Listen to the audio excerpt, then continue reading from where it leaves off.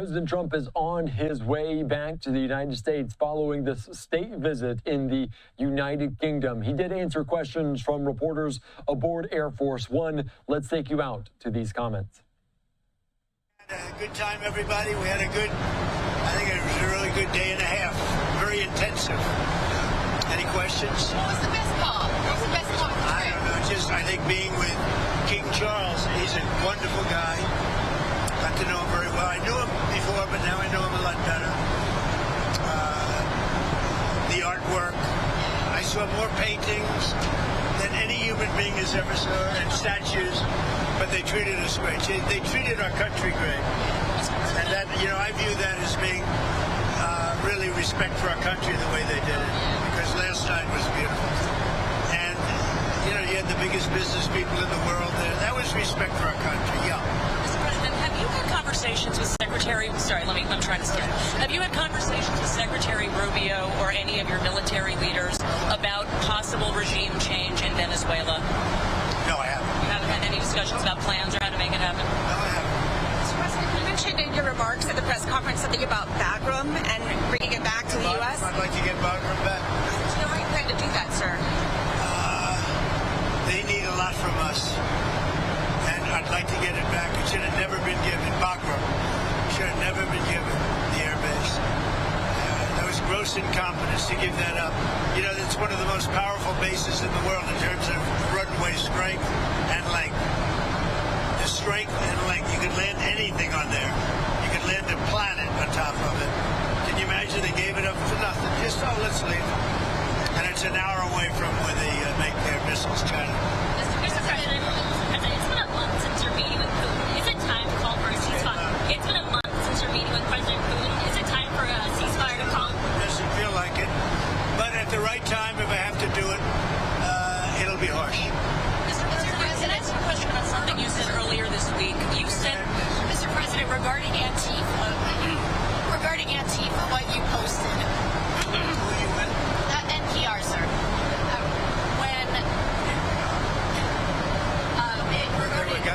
Regarding Are they still here? we are? Are they still here? Oh, good. Congratulations. Regarding designating them a terrorist organization, when they don't have defined leadership or membership, how do you target them? Who doesn't? Antifa. We're going to find out, right? We're going to see. People have been talking about it for a long time. We're going to see. Did they have anything to do with your network? Okay. But we're going to find out. Yeah, go ahead. Mr. President, you said earlier this week that the women who yelled at you, who were protesting when you were at Joe Stone Crab, should be in jail. Do you actually think that that is an offense that deserves jail time? I don't know how they got in there, but certainly I thought it was very inappropriate. And they said things that were and it was a question of when you take a look at the way they acted, the way they behaved. Yeah, I think they were a threat. And you think that deserves jail? Do you agree with it? I think they're a nasty organization. But you think they deserve jail? Well, I don't know. What should Congress focus on? What are your top priorities with Congress? We're going to finish the wars. We have a couple of them going, as you know. You look at Gaza, you look at Russia, Ukraine. We're working on that, and I'm working with Congress on. But I think we'll get it. We did do 7. We actually did more than 7, which people don't like to talk about. But I say that and the economy, always the economy. Especially bringing down the oil further. If we get the oil down, that war ends. Here's a subject that I don't think a lot of people talk about. I've been talking to a lot of American truck drivers in the last couple of weeks, and I'm asking them what their biggest concern is. Right. They tell me some of these foreign truck drivers, they come to schools here in America, Utah and California to be specific. Right. They get fast-tracked through the system. A lot of them don't speak English, which I know you did an EO about speaking English. But they're causing a dangerous situation on the road. Yeah, That's what they're telling me. I don't know what we can do about it. I don't like it. I see the one, he had the accident, couldn't read a sign, didn't know what was happening. Yeah, no, I'm not in favor of that at all. Got to speak English. So, President, Salam Mandani said that he would arrest Benjamin Netanyahu if he comes to New York City because of the ICC warrant. I think that's inappropriate. Would you intervene if that came up? Yeah. It's inappropriate. Mr. President, we asked TV News viewers the questions they would like to ask of you and the Prime Minister today. The main question was,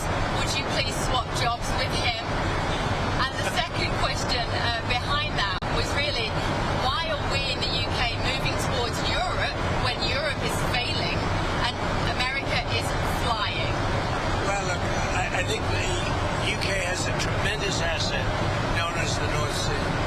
And it's loaded up with, they like to say, well, it's really diminished. It's not. And there are lots of areas out there that haven't been found. Look at Norway. It's the same kind of a thing. They've become so rich. And for UK or other parts of Europe to take, especially UK, to buy oil from Norway, they haven't. But they don't want to do it. If they would drill in the North Sea, if they would let them, they've made it impossible for people. So you think it starts with energy? It's a tremendous asset. Yeah. And it's tremendously valuable. And there's a lot of oil left. They've been drilling there for a long time, but there's a lot of oil. And there's a lot of oil out there that hasn't been found yet. And with new drilling techniques, when they think a well is closed, the new drilling techniques, you can drill for another 50 years. It's crazy.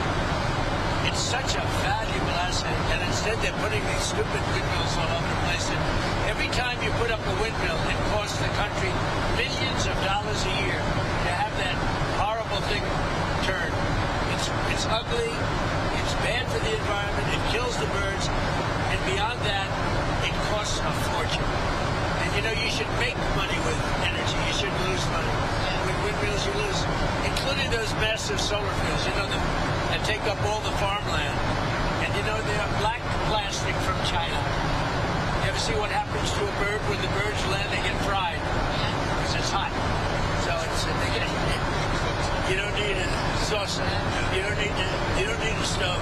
No, a bird lands on it, it's over. And they say it's great for the environment. The lunatics. Go ahead. I was going to ask, last week in the Oval Office, I asked you about if Ilhan Omar should be censored. Congress censored her. I just want to get your reaction to that. They did censor her. Good. When did this happen? Yesterday. Yeah, good. I think she's terrible. I think she should be impeached. I think she's terrible. Is she originally from Somalia? Yes, sir. So how are they doing this? How's their government? Do they have a president? Do they have a council? Do they have anything? Do they have police? I love these people that come from a place with nothing, no anything, and then they tell us how to run our country. No, I think if she got censored, that's great. If she got impeached, that's even better. They impeached me twice for nothing. And they impeached me knowing the Republicans are on my side, so they knew it was just, but they impeached me twice. She should be impeached, and it should happen fast. What she says is out of line. Yeah, go ahead. Anybody else? Mr. President, would you like to see, Mr. President, are you going to ask Brendan Carr to weigh in on other late-night hosts that you have said should be off the air? Late-night host is on network television. There is a licensing. I'll give you an example. I read someplace that the networks were 97% against me. I got 97% negative, and yet I won easily. I won all 7 swing states, popular, I won everything. And if they're 97% against, they give me only bad publicity or press. I mean, they're getting a license. I would think maybe their license should be taken away. It will be up to Brendan Carr. I think Brendan Carr is outstanding. He's a patriot. He loves our country, and he's a tough guy. So we'll have to see. Free speech issue. When you think about this, 97% of the stories are opposed to me, and yet I win easily the election. It's pretty amazing when you think of it. That shows they have no credibility. Go ahead. I was just going to agree with. I mean, could you use that same logic with news? If someone in the old days, I remember in the old days that every 4 or 5 years, a network would reapply for its license, and the license is free. You know, they get this valuable thing for free, and they'd reapply for a license. And if they did something wrong, well, I beat George Stephanopoulos, Slopadopoulos, I call him, George Slopadopoulos. They had to pay me $15 million for what he said. I beat CBS for much more money than that, including advertising and other things. Much more money, because they totally changed the answer that Camilla gave on the question. I mean, they didn't change it. They took it out and put a different answer in. And they didn't want to go to court with that. That's a tough one to go to court with. So, no, I think that if you remember, years ago, I remember, as a kid, they would file, it was a big deal every 4 or 5 years, and I don't know, you don't hold me exact, but it was like 4 or 5 years they'd have to file for a license extension. I don't hear about that. The only one that I've heard even bring it up is Brendan Carr. I think Brendan Carr is doing a great job, and I think he's a great patriot. Do you agree with Ryan about the news? What do you think about the fact that you attend an event in England, a state visit, it's spectacular, Right. and yet the Mayor of London can't be there? I didn't want him there. I asked that he not be there. I don't want them. I think the Mayor of London, Khan, is among the worst mayors in the world. And we have some bad ones. If you look at Chicago, but I think he's the equivalent of the mayor of Chicago. I think he's done a terrible job. Crime in London is through the roof. The Mayor of London, Mayor Khan, has done a terrible job. And on immigration, he's a disaster. No, I asked that he not be there. He wanted to be there, as I understand. I didn't want him. I've not liked him for a long time. I just think, I have a certain pride in London and UK. My mother was born in Scotland, as you know. And when I see Mayor Khan do a bad job, the stabbings and the dirt and the filth, it's not the same. No, I didn't want him there. And the Prime Minister said to you, when I asked about, are we a Christian country, his answer was that he was christened. But he's quoted in newspapers. Who was right? The Prime Minister said, I was christened, he said today, this afternoon, as though that explained whether we were a Christian country. But he's actually been quoted as saying, 2 years ago, saying he was an atheist. He's a committed atheist. Is he the kind of guy that says something when you're there? I think he's a very nice man. I really do. His wife is nice. And, we live for a day and a half. And, the thing I most disagree, I guess I disagree with him on two things. Immigration, which is very rough for the UK. Very rough. And energy. As I said, the North Sea, if I had that, I'd make a fortune with it. Look at Norway's accounts. Look at the cash Norway has. And they have the same thing we're talking about. I don't even know if they have as much. But that's a tremendous asset. So those two things. But you got the feeling. I get along with him great. I think he's a really fine person. You got the feeling today that business is keen to invest in the UK? Because it doesn't feel like that when you live there. Well, we made a deal with the UK, and some of those companies have made a deal with the UK. But there's always strings to the US. I help them. I help them. I want to help them. I want them to be strong as a country. I think it's important that the UK be strong. And we're so strong financially that we can get people to do other things. Mr. President, we're trying to talk to you about Ukraine. Did the Prime Minister talk to you about Ukraine? He indicated he did. What were his arguments for what you should do? He was really a little bit embarrassed, and he's rightfully, that I called Europe, NATO countries, EU countries, you can call it either way because they're very similar, but that I caught them buying oil from Russia. And he said, that's not good. I appreciated that he said that. He said, that's not good. Now, how about that? We're supposed to do all this stuff, and they're buying oil from Russia. That's not good. Do you agree? That's about pretty much all we do. Did he say that he would be open I'd like to have to do something. But he also agrees they have to stop buying oil from Russia. Did he say that they would also be willing to do sanctions? That he would be willing to do sanctions? He would do sanctions, yes. And he's not one of the culprits in terms of the oil from Russia. Mr. President, Governor Josh Shapiro said that your administration is cherry-picking violence that is okay and violence that is not okay. What is your response to that? It's just violence, and it's violence that you don't have to have. Look, in D.C., we took one of the most dangerous cities in the world. And you can walk down, you can take your husband, your boyfriend, your girlfriend, whoever you want to take. You can take them out to dinner tonight in D.C., and you're going to be safe. It's really safe. We did a great job. We're going to do the same job in Memphis, and we're going to Chicago. And I told you, the head of the Union Pacific, who's a great gentleman, a great businessman, started as a low-level railroad. He calls himself a railroader. It's a cool story. 45 years later, he's the chairman of the Union Pacific. He said, sir, you have to save Chicago. It's a great city. You can't let it go. And when he said that, I said, I don't really have time to wait a couple of months. Last weekend, they lost 11 people were murdered and 28 people were shot.